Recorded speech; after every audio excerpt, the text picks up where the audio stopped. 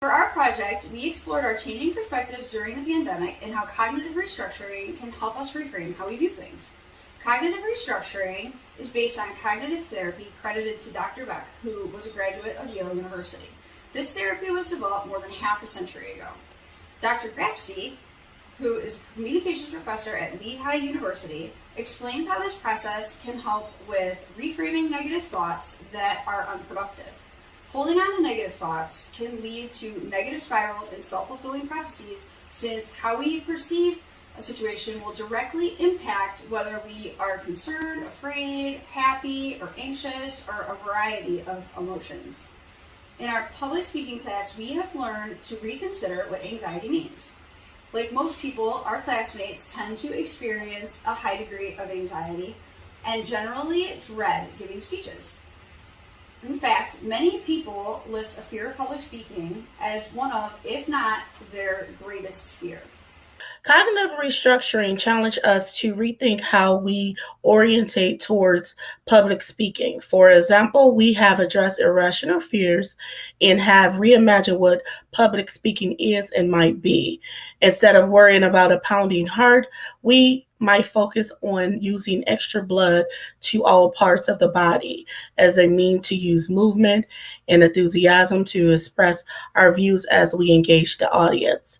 Reframing those fears have helped us to approach public speaking in more positive ways. Cognitive restructuring has been shown to be beneficial as a means to address mental distress, fears, PTSD, and many other situations. For example, Ramatala and Satawati's 2020 study of school-aged children found that cognitive restructuring reduced online game addiction. Dr. Lee and Graham found it helpful in dealing with arachnophobia or fear of spiders.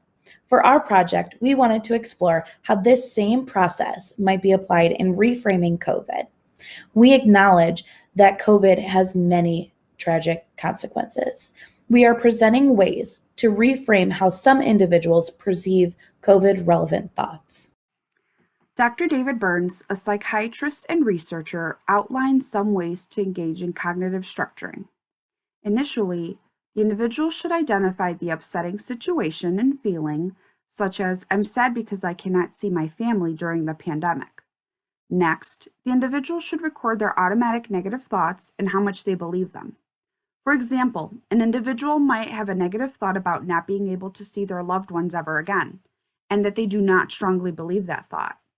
After analyzing the thoughts, the individual should create realistic and balanced thoughts, such as, "I can use technology to safely see my family and to talk to my family."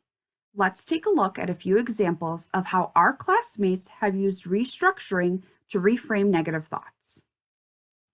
Here are some of the things that I had to change my perspective since the pandemic.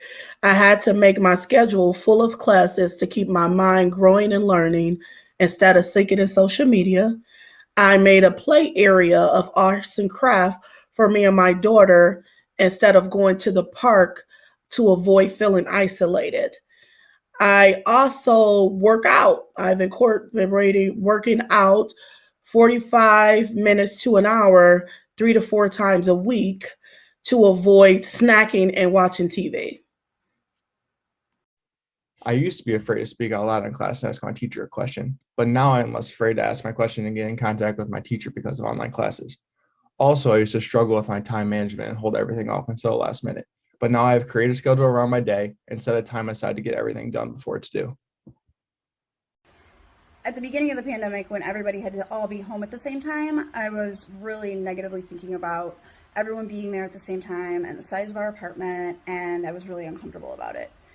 And what actually ended up happening was I decided to focus on instead how grateful I was that we share a summer house with my husband's family in Marblehead, and we were able to spend a lot of time there, and it's bigger than our apartment, and I was just really grateful that we had that opportunity.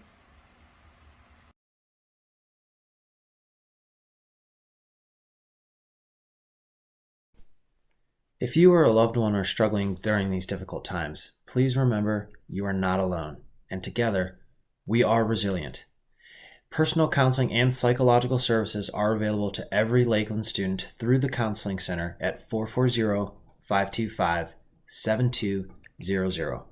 If you or a loved one are seeking substance or mental health treatment services in the community, please call 440-918-2000 to reach the Compass Line, a service of the Lake County ADAMHS Board. Operators can connect you regardless of insurance to services not only Lake County, but surrounding counties as well. If you or a loved one are experiencing a crisis, please call the National Suicide Prevention Lifeline at 1-800-273-8255 or text the crisis text line by texting 4HOPE to 741-741. If this is a life-threatening emergency, please dial 911.